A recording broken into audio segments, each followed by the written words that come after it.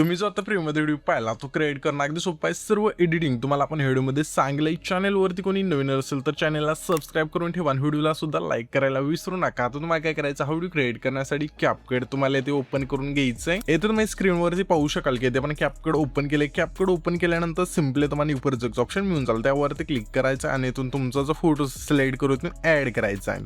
Photo add केल्यानंतर खाली तुम्हाला रेशोच ऑप्शन मिळून जाईल, आपल्याला त्यावरती क्लिक करायचं. 9.16 इथून बॉक्स सिलेक्ट करायचं आणि बरोबर 9 वरती क्लिक करायचं आहे.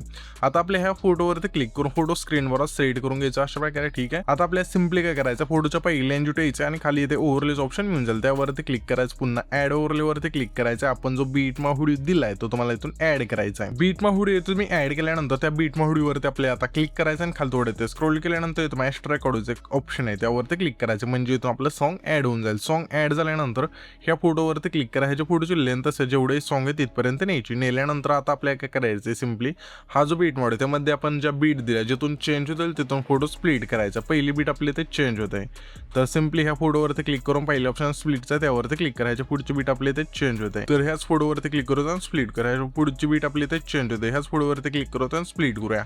अशा प्रकारे हा जो फोटो असेल तो शेवटच्या बीट मापर्यंत मला स्प्लिट करत न्यायचा आहे. तर स्प्लिट केल्यानंतर आता आपल्याला सिम्पली काय करायचं, तुम्ही बघू शकाल की ते आपली लिहिना 10वी बीट जिथे चेंज होते तिथे यायचे आणि सिम्पली बीटमा व्हिडिओवरती क्लिक करायचं, स्प्लिट करायचं.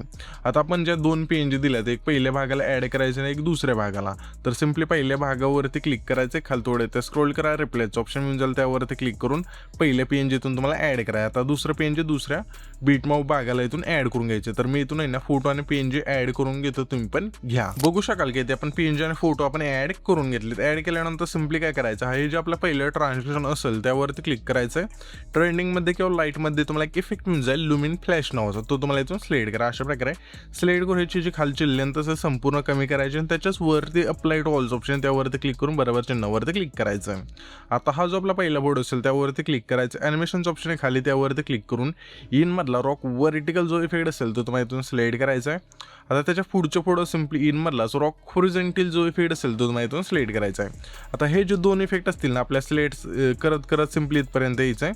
हा जो आपला आहे ना 7 सेकंदाच्या मागचा फोटो म्हणजे 6 सेकंदाच्या फोटोपर्यंत, त्याच्यानंतर 7 सेकंदा तिथला जो हा फोटो आहे त्यावरती क्लिक करू. इन मधला क्रॉस ओपनचा तो सिलेक्ट करायचा.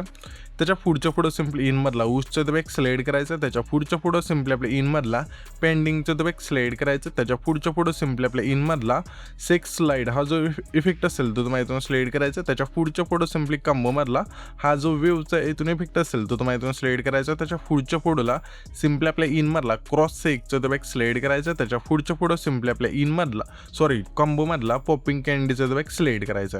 आता त्याच्या पुढच्या फोटो सिम्पली आपल्याला कॉम्बो मधलाच बाउन्सी रचचा तो सिलेक्ट करायचा. इथून हे सर्व फोटोला इफेक्ट दिल्यानंतर सिम्पली आपल्याला काय करायचं, पहिल्या एंजिट यायचं.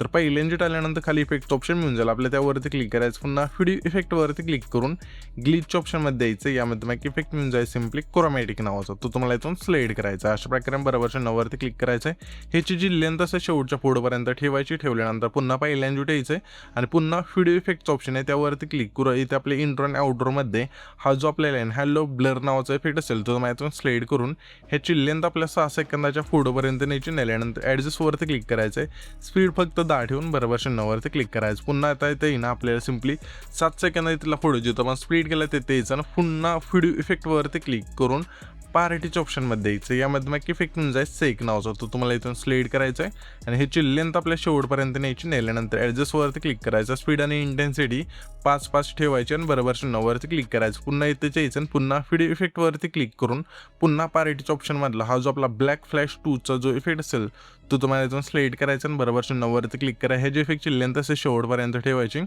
ठेवल्यानंतर सिम्पली हा जो व्हिडिओ असेल इथून आपला क्रिएट होऊन जाईल.